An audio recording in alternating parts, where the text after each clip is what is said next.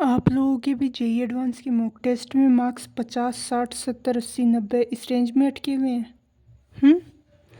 कोई नहीं, बहुत सारे लोगों के साथ यही होते हैं।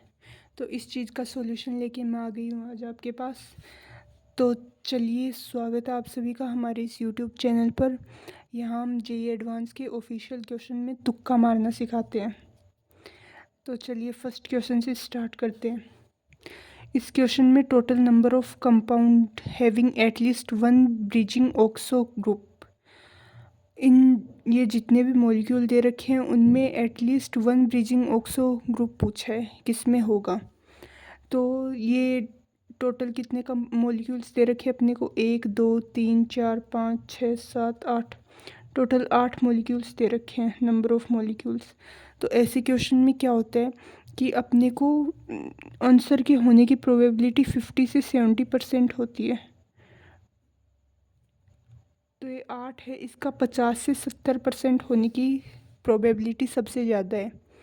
अगर आपको ये क्वेश्चन नहीं आता तो आप इसे छोड़ के तो आएंगे नहीं, क्योंकि ये इंटीजर टाइप का क्वेश्चन है, तो इसमें वैसे भी नेगेटिव मार्किंग तो है नहीं। तो ऐसे क्वेश्चन में आप 50 से 70% वाले को तुक्का मार सकते हैं। तो इसमें से 4 या फिर 5 आने की प्रोबेबिलिटी बहुत ज़्यादा है। तो अगर आपको ये क्वेश्चन नहीं आता तो आप इन दोनों में से किसी एक को तुक्का मारिए। अगर आपका सही हुआ तो +3, और अगर गलत हुआ तो 0। तो वो तो वैसे भी आ रहे थे अगर आपको ये क्वेश्चन नहीं आता तो। और इसी तरीके से इस टाइप के जितने भी क्वेश्चन आएंगे उनमें यही तुक्का लगेगा, यही ट्रिक लगती है उनमें। तो अगर आपके मार्क्स स्टक हैं 50, 60, 70, 80 इस रेंज में, तो वैसे भी आपको कोई अच्छी कॉलेज तो मिलने वाली है नहीं। तो आप ऐसे में क्या कर सकते हैं, रिस्क ले सकते हैं और अपने मार्क्स को इम्प्रूव कर सकते हैं इस तरीके से। अब चलिए अपन सेकंड वाला क्वेश्चन देखते हैं। इसमें क्या दे रखा है, कोई भी एक इलेक्ट्रॉन है और एक प्रोटॉन है, वो स्ट्रेट लाइन में मूव कर रहे, पैरेलल पाथ है उसमें मूव कर रहे हैं स्ट्रेट लाइन में, और वो एक मैग्नेटिक फील्ड के अंदर जाते हैं। उनकी वेलोसिटी है ना वो सेम है। तो क्या होगा, इनमें से ट्रू स्टेटमेंट कौन सा है।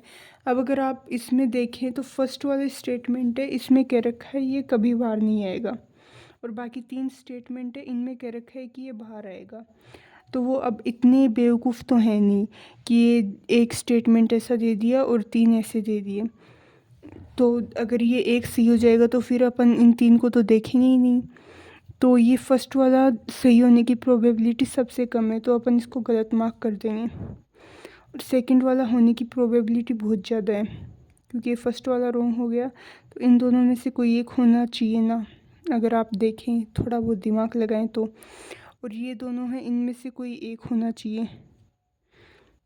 तो आप इन दोनों में से कोई एक मार्क कर सकते हैं।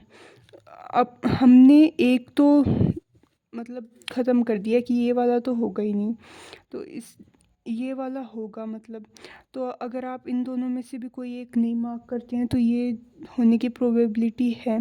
तो आपके +2 मार्क्स आ रहे हैं इस क्वेश्चन में भी, जो कि बहुत अच्छा है। तो चलिए ठीक है, bye bye, all the best for your exams.